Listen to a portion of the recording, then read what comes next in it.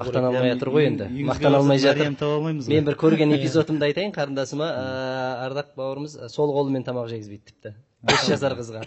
Мен бір сол эпизодты айтсам, соның өзі жеткілікті шығар. Мен Инстаграм желісінен тағы бір сұрақ келіп отыр. Жалпы адамда батырлық сезім дейді ғой, батырлық рух. Соны қалай тәрбиелейміз? Дін жағынан айтыңыз, одан кейін ары кейін спорт жағынан айтсын. Мына пайғамбарымыз саллаллаху алейхи вассаламның сүйікті қызы Фатима анамыз ұлды болған кезде пайғамбарымыздың алдына алып келеді. Ұлды болдым дейді. Есімің кім деп қойдыңдар десе, Харп дейді. Соғыс дейді. Өйткені көзін ашқалы бері әкесін қорлықта көрді. Діні үшін қудаланды, қаншама жетті. Дұшпандар тарапынан қаншама соққылар көрді. Сондай ненің ішінде өсіп жатқан кезде ол бала түгіл әйелдердің өзі сондай бір батырлық пайда болады. Неге елін қорғау, жерін қорғау, әкесінің дінін деген секілді. Сөйтіп соғыс деп атын қойып келеді. Сонда пайғамбарымыз салсам жоқ дейді. Бұның аты Хасан дейді. Араб даласында Хасан деген ат қойылмаған екен оған дейді. Алла тағала менің балама сақтады деп пайғамбарымыз Хасан деп қояды. Жақсы деген сөз ғой. Иә, сұлу, көркем, жақсы, жақсылыққа қарай. Хасан, ізгі. Одан кейін араға 11 ай салып, тағы бір бала дүниеге келеді. Фатима анамыз баяғысынан қайтпай, Харп деп қойдым деп тағы келеді. Қарасаңыз, батырлық бұл тіпті аналардың өзі балдарына беріп отырған нәрсе. Ата-анасының үлкен арманы ғой, баласының батыр болу дұрыс айтады. Сонда пайғамбарымыз салсам жоқ, бұның есімі Хусейн дейді. Ол да сол мағынадас, бірақ кішірейтілген бір әдемі жағы еркелетіп қойылған. Асан Үсен деп қоятын сол ғой. Біздің қазақтың да Асан Үсен деп қоятын содан. Сол үшін де баланы батырлыққа тәрбиелеу, ол шынында да пайғамбарымыздың да ұрпақтарын көрсетіп кеткен үлгісі. Ал енді батыр бауырымыз ол туралы сөз қосып кетсін енді. Қысқа айтып кетсеңіз, өйткені біздің хабарласқан көрерменіміз бар. Қысқа айтпай-ақ қойын, бір жақсы әңгіме айтып берейін. Төле би атамыз 4 жасынан бастап қойгелдіні қасына алып тәрбиелейді. Төле би атамыз ол кезде Дүркүреп Ташкентті басқарып тұрған кезде қойгелді ауылының қарадомалақ баласы ғой, жүгіріп жүрген. Соны алып барып Көгел Таш Мерраб медресесінде оқытады. 8 жыл. Сөйтіп оқытқаннан кейін қайтадан жаңағы ауылына жібереді. Ауылға жіберіп, медресені бітірген рухани ұстаз. Жаңағы қолында тура бауырым сияқты, Орекең сияқты басында сәлдесі бар, үстінде шапаны бар, қолында қаламы бар. Ауыл медресесінде мен ұстаз болдым дейді. Халық мені Хазірет деп атайтын дейді. Хазіретті біз бүгін мас путиған айтамыз. Ана білімділігін қарасаңыз, кімнің Қойгелдінің. Сөйтіп күндерінің күнінде қалмақ тұтқиылдан шабуыл жасаған кезде басындағы сәлдерін шешіп дуылға кидім дейді. Үстімдегі шапанымды шешіп, сауыт сайман кидім, қолымда қаламын тастап, жаңа қылышпен найза алдым дейді. Сөйтіп Аңырақай шайқасында ұлы жүздің бас батыры болып 30 мың әскер ұлы жүзден шығады, кіші жүз бен орта жүзден соншама әскер шығып, жаңағы қалмақтың Аңырақай шайқасында бетін қайтарады. Сол кезде Төле би атамыз жаңағы кімді мақтайды. 7 рет жекпе-жекке шығып, қалмақтың атынан ат үркетін 7 бірдей батырын жекпе-жекте өлтіреді Қойгелді. Ойлаңыз, қасында жаңағы інісі Қара батыр мен бауыры Ақша батыр екеуі жүр екен. Бауыры мен інісі қасында екі шетінде жүрген, ортада бас батыр жаңағы Қойгелді жүретін болған. Сонда жаңағы Аңырақай шайқасындағы ана батырдың ерлігіне разы болған жаңағы Төле би атамыз Абылай хан 300-дің басын қосып соғыстан кейін марапаттаған кезде Төле би атамыз ортаға шығып, арғымақты мақтаймын, шапқанда жылқы жетпесе, ақсауытты мақтаймын, атқанда мылтық өтпесе, арғымақты мақтаймын, шапқанда жылқы жетпесе, ақсақалды мақтаймын, бұзылған елді септесе, азаматты мақтаймын, мынау алыс жақын деп уәдеден кетпесе, Қойгелдім саған ризамын, ерме ерлік етпесе, армансызбын дер едім мынау қазақ елінде, осындай жастар көктесе дейді. Ананың Төле бидің қуанып тұрғанын қарасаңыз, мынау қазақ елінде осындай жастар көктесе деп не үшін айтып отыр? Өзі тақуа, өзі діни білімі бар, өзі ұстаз болған, өзі батыр, жан жақты. Сонда қазақ елінде осындай азаматтар болса, біздің болашақта тәуелсіз ел боламыз деген арманы. Сондықтан сондай бір рухани ұстаздар керек. Сонымен қатар батыр болу үшін спортқа беру керек. Бүгінгі таңда рухты тәрбиелеу керек дейсіз ғой.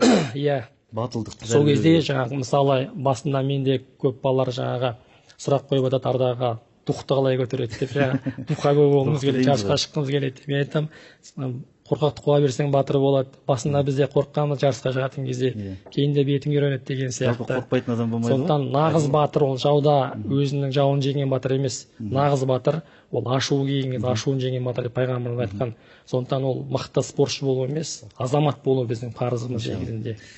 Оралхан мырза, жалпы әр адамның өзінше бір идеал деген болады ғой. Біреудің идеалы әртүрлі, мысалы спортшы болуы мүмкін, тағы басқа, біреудің идеалы әкесі болуы мүмкін. Ал дін тұрғысынан қарағанда, тәрбие тұрғысынан баланың идеалы кім болу керек? Бала әу баста көзін ашқан кезде өзі анасы күшті сияқты болып тұрады. Бір нәрсе болса шешесіне қарай жүгіреді. Жалпы рас. Одан өсе бара байқайды әкесі анасынан күшті екендігін. Кейіннен ер жігіт балдармен төбелесіп бастағанда әке шешесіне айтып келмейді, өйткені таяқ жейтінін біледі дағы, ағасына сене бастайды. Бұл сенімнің қалыптасу кезеңдері баладағы. Сол үшін біз сол уақыттан бастап сенімді ең күшті Алла екендігін қалыптастыра білуіміз керек балаға. Мұрынды берген саған Алла, анаң бере алмас еді құрсақта жатқанда. Құлақты бер, сенім мәселесі. Ал енді үлгі жағынан пайғамбарымыз саллаллаху алейхи уассаламды Алла тағаланың өзі айтады, сендер үшін ең көркем үлгі дейді. Енді бала оны көре алмады. Бала ғой, көз алдына елестете алмауы да мүмкін пайғамбарымызды қанша айтсаң да. Сол пайғамбарымыздың айтып кеткен бойымыздан табылу керек болған сипаттарды әке өз бойына сіңіру керек. Және айта отыр. Сөйтіп сол әке өзіне, егер баласына үлгі бола алмаса, Құдай сақтасын, ол ертең басқа үлгі іздей бастайды. Әкесін өзіне пір тұта алмай алады. Әкесінен жақсылық көрмеген бала басқаларды іздей бастайды. Ана қанша жерден тәрбие берсін мейлі, бірақ ол бәрібір әйел. Ол балаға ол бәрібірде ол әкесіне қарайды. Әкесі жалқау болса, үйінде жата беретін болса, ол басқа бір сондай тұлғаны іздей бастайды. Сол үшін әке өзінің бойына сіңіру керек. Шамалы өскеннен кейін хадистің ұғымын түсіне бастаған кезде балаға ақырын пайғамбарымызды үлгі қылып, әрбір ісінде көрші болатын болсаң, ертең бастық болсаң, шәкірт болсаң. Пайғамбарымыз салсам, Жебірейілдің алдында шәкірт болып, тізесіне тигізіп отырды қарсаңыз. Сол үшін де пайғамбарымыз барлық тұстан бізге үлгі. Басқа пайғамбарлар бай болған болса кедейге үлгі бола алмайды. Кедей болса байға үлгі бола алмайды. Ауру болса сауға, сау болса ауруға деген секілді. Біздің пайғамбарымыздың басынан барлық кейіп өткен. Жетімдіктен бастап қиыншылықтың бәрін көріп өсті. Бай болмады демеңіз, бай да болды пайғамбарымыз. Бай да болды, кедей де болды. Сол үшін де пайғамбарымызды үлгі қылып алдарымызды. Ал жас кезінде өзіміздің бойымыздан сол хадистерді, сол сипаттарды сіңіріп көрсете білуіміз керек. Ардақ мырза, баланың тәрбиесінде егер де біз оның кішкентай кезінен өсіп жатқан кезде аналарымыз, әжелеріміз бізге ертегілер оқып беретін.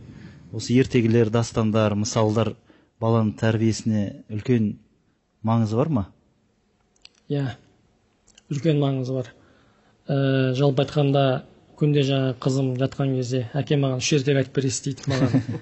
Мен басында жаңағы әртүрлі ертегілер айтатынмын, кейін деп жаңа бір күні батырлар жайлы айтып беретін болдым. Төле бидің бала кезі деген сияқты. Содан бір күні қызым айтады, әке мен ертең анам егіз туады дейді. Егіз туса мен есімін Кереймен Жәнібек деп қоямын дейді.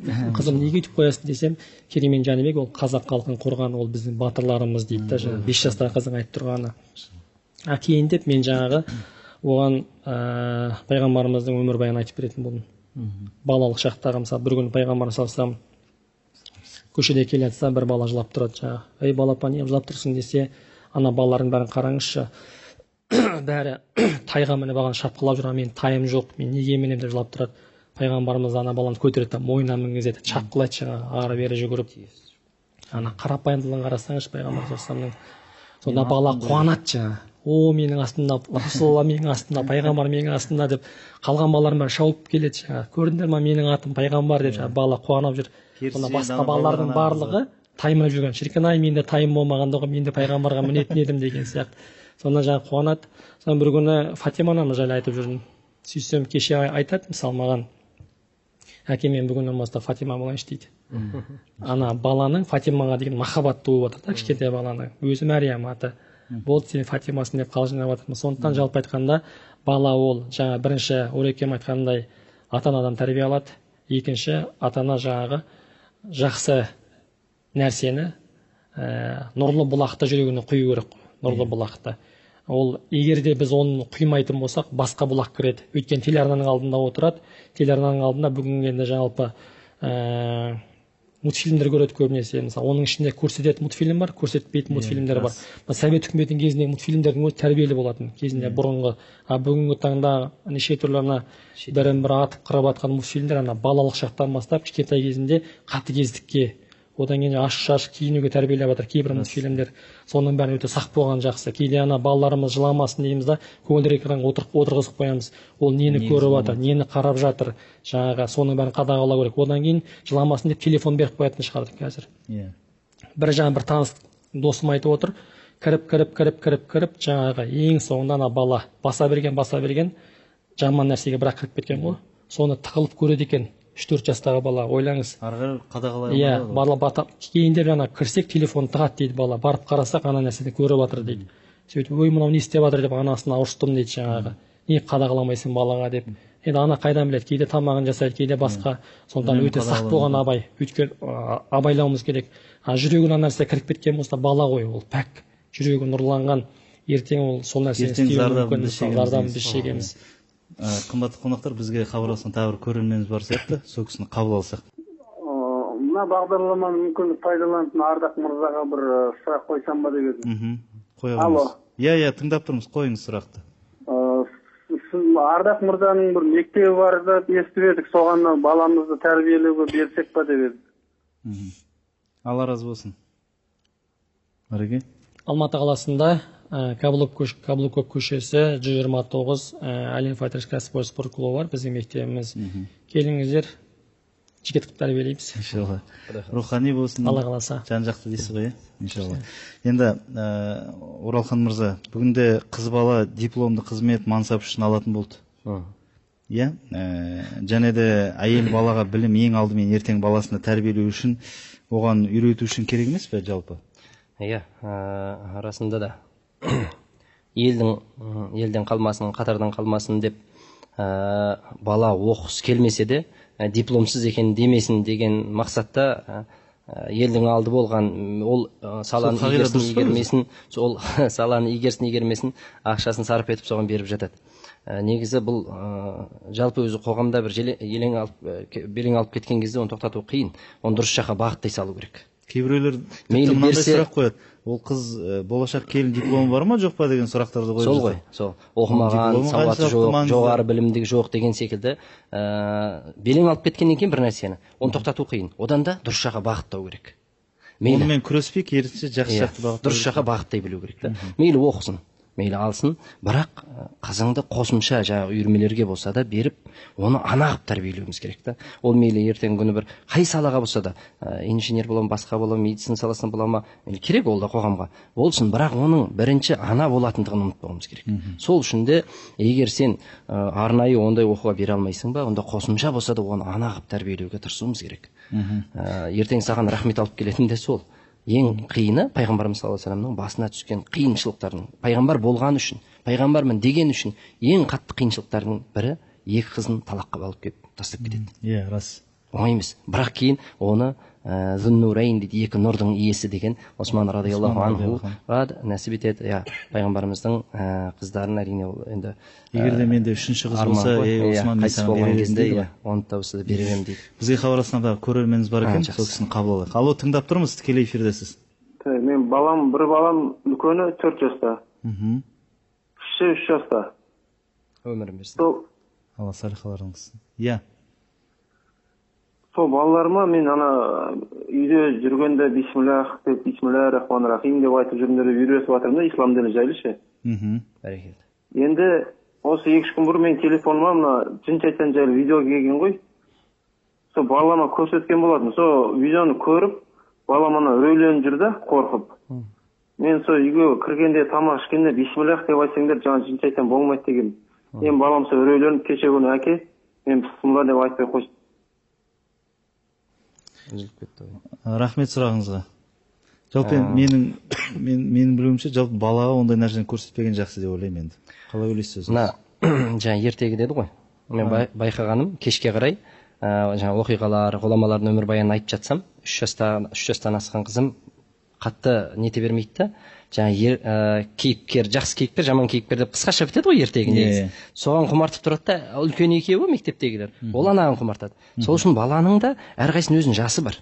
Жаңа 5 жасқа дейін патшаңдай сыйла, одан кейін құлыңдай жұмса, досыңдай көр деп бекер емес. Сол үшін де баланың жасына қарау керек. Ол нәрселерде мүмкін жаңағы жын шайтандарды көріп, деп бір көз алдына елестеп осындай болады екен, аузубилля бисмилля айтсам кетеді екен ғой деген жасқа келмейінше балаға ондай негатив дейміз ғой жаңағы, ондай нәрселер көрсетпегенде жөн болар. Психикасына әсер етеді шынында да. Түнде шоршитын болады, тағысын тағы. Енді дәл қазір өзіңіз жаңа пайғамбарымыз саллаллаху алейхи вассалам оқыған сүрелерін оқып, қолыңызға сүфтеп үрлеп, денесінің барлығын сөйтіп Ихлас, Фалақ, Нас сүрелерді оқып, сөйтіп кешке қарай оқыңыз. Құранды Аллах тағала мейірім және шипа етіп түсірдік мүминдерге дейді. Сол үшін де солайша балаңызды асу етіңіз иншалла. Иншалла. Ардақ мырза, жалпы баланың тәрбиесі бұл өте бір ауқымды ғой, тек қана діни емес, оның бағанасы спорт дедіңіз, тағы да басқа. Кейбір балалар ортаға байланысты қылмысқа кетіп қалатын балалар болады. Бірақ сол қылмыстан оны алдын алу үшін, немесе ол бала қылмысқа кетіп қалмас үшін оған қандай тәрбие беру керек? Мысалы, егер де ол сол жерге түсіп кетсе, көбінесе мысалы спортта жүрген бауырларды оның ішіне кіріп кетіп жатады. Иә. Жалпы бұл негізі қылмысқа бала бірден бармайды. Ол үлкейіп, бүгін мысалы үлкен қылмыс жасап, жаңағы темір тордың артына кетіп жатқанын, оның тамыры анау жақта. Ол кезінде ауылда жүріп тау ұрлауы мүмкін, жұмыртқа ұрлауы мүмкін, басқа бірден көршіден жаңа мектептен барып ручкасын ұрлап келуі мүмкін, біреудің қаламсабын, дәптерін алып келуі мүмкін. Сол кезде ата-анасы тыймаған. Ей бала, мынау сенікі емес қой, бұны қайдан алдың? Бұл кімдікі? Неғып біреудің дүниесіне қол сұғасың деп ата-ана сол кезде тыймағаннан кейін бала ол бүгін жаңа қаламсап ұрласа, ертең ол біреудің қойын ұрлайды өсе келе. Одан кейін жаңа жылқыны ұрлайтын болады, кейін қалаға келгеннен кейін үй тонайтын болады, үй тонап жүріп адам өлтіретін болады деген сияқты ол қылмыстың өсе береді. Жалпы айтқанда біз бүгінгі таңда сол кішкентай кезінен бастап ол біреудің дүниесі, біреудің дүниесіне қол сұғуға болмайды, жерде жатқан ақшаны алуға болмайды, жерде жатқан дүниені алуға болмайды деген сияқты баланың дүниені еге беретін болса, ол болашақта да қылмысқа бармайтын болады. Сол негізінде тәрбиеге байланысты. Түсінікті. Сөздеріңіз аузыңызда, бізге хабарласқан тағы бір көрерменіміз бар. Алло, тыңдап тұрмыз, тікелей эфирдесіз. Алло, тыңдап тұрмыз. Алло, саламатсыз. Саламатсыз. Сұрақ мынандай еді, бала тәрбиелегенде пайғамбарымыз саллаллаху алейхи вассаламның қандай өнегелер бар? Күнделікті өмірімізде кездесіп жатады. Алла разы болсын. Рахмет сұрағыңызға.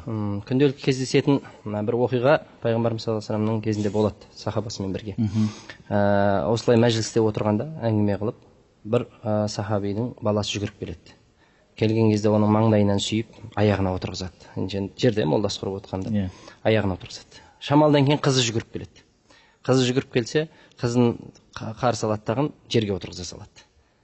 Сонда пайғамбарымыз саллаллаху алейхи вассалам ұлыңа істегенді қызыңа да істегенде әділ болған болар ең деген екен. Қараңыз, бұл өте маңызды нәрсе. Балдардың арасындағы әділдік ата-ананың ең үлкен міндеттерінің бірі. Ол мейлі жас кезде болсын, мейлі өскен. Жас кезде біреу алғырлау болатын болса, соны жақсы көріп кетеді. Ананы сен түк қақпайсың деп басынан орап шеттете бастайды. Өскен кезде тіпті қазір үлкен қарт аталарды көреміз, балдарының ішінде біреу жоғары мансапқа жетсе, соны күтіп, ойбай сол бірінші келсін, сол бастасын, сонымен ақылдасып, қалғандарына мән бермейді. Бұл ең үлкен әділетсіздік. Ата-ананың балдарының бәріне бірдей қарау керек. Еркелетсек те бірдей еркелетсеңіз де. Тіпті бір сахаба баласын шақырып атады, бергел бір нәрсе берем деп. Келген кезде қалтасынан бір тәтті шығарып береді. Сонда оны байқап тұрған пайғамбарымыз саллаллаху алейхи вассалам, егер бермегенде алдаған болар ең дейді. Өтірікші болып қалар ең дейді. Қараңыз. Күнде кездесетін нәрселер осылар. Сол үшін сол нәрселерге біз қатты мән берейік. Баланы алдауға өзіміз үйретпейік. Мен жоқ дей салшы деген секілді нәрселерді. Бар ғой телефонда мен жоқ дей сал дейді, тағысын тағы. Тағы бір соңғы сұрақ қойын, өйткені уақытымыз аз қалыпты. Кей отбасыларда баланы дүниемен еркелетіп жатады. Осы телефон алып беру, зат алып беру, әртүрлі нәрсе, мысалы телефонда болсын, ақша болсын, тағы да басқа сияқты. Мынаны істесең мынандай нәрсе алып берем дегендей бір енді кейбір ата-аналар бұны дұрыс дейді. Бала кішкентай кезінен дұрыс па өзі? Енді анау ой еркі деген нәрсе бар да. Шариғатта кесіп түсіретін жерлер болады, харам мен халал деген. Оның арасындағы ортадағы тасталған мәселелер бар. Кейбір ата-аналар дұрыс дейді. Ол өскен, мынау нарықтық замандамыз дейді. Бала өскен сайын бір пайда тауып, пайдаға істеп үйрену керек дейді.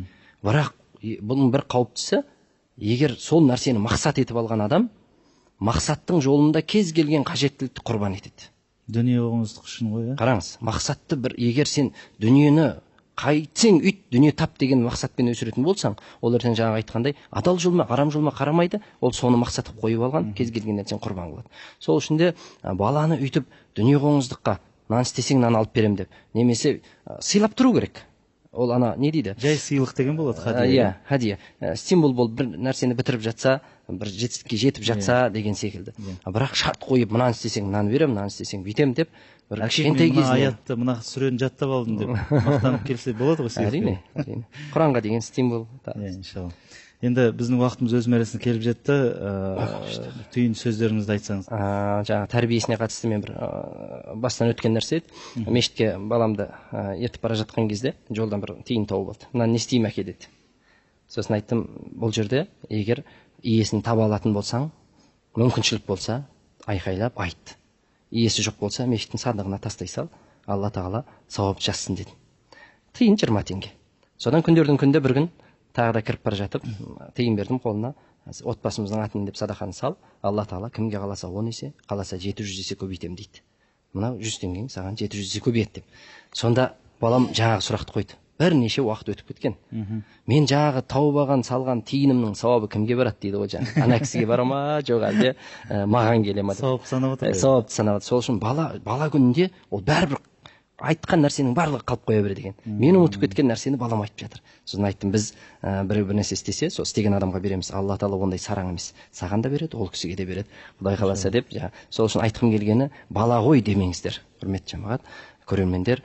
Барлық нәрсе оның миында жазылып қала береді екен. Қисық қылықтарыңыздан ата-аналар арылуымыз керек. Баланың алдында әсіресе ұрыс жанжал тағысын тағы деген. Ардақ мырза. Қазақтың әрбір отбасында Абай атамыз сияқты, Шәкәрім сияқты, Ахмет Байтұрсынұлы сияқты, одан арғысы берісіндегі біздің асылдарымыз сияқты ұрпақтар өмірге келіп, солардың жолдарымен тәрбиелейік. Ертең қиямет күнінде сол балаларымызбен Алланың алдында дәрежеміз көтерілетін болады, не Алланың алдында масқараланатын боламыз. Сондықтан біз Алланың алдында ертең барлық миллиардтаған адамдардың алдында, Алланың алдында жаңағы мынау осындай пәленшелердің ата-анасы балаларына сондай тәрбие берген, Құран үйреткен деп жаңағы нұрдан тәж кигізіп ата-анасын бүткілердің алдында мақтайды екен Алла тағала. Тура сондай ата-ананың қатарынан болды, бәрімізге нәсіп етсін. Қазақтың ұлдары иманды болсын, қыздары ибалы болсын. Елімізге Алла тағала жақсылық берсін, байрағымыз мәңгі желбірей берсін. Әмин, айтқандарыңыз келсін.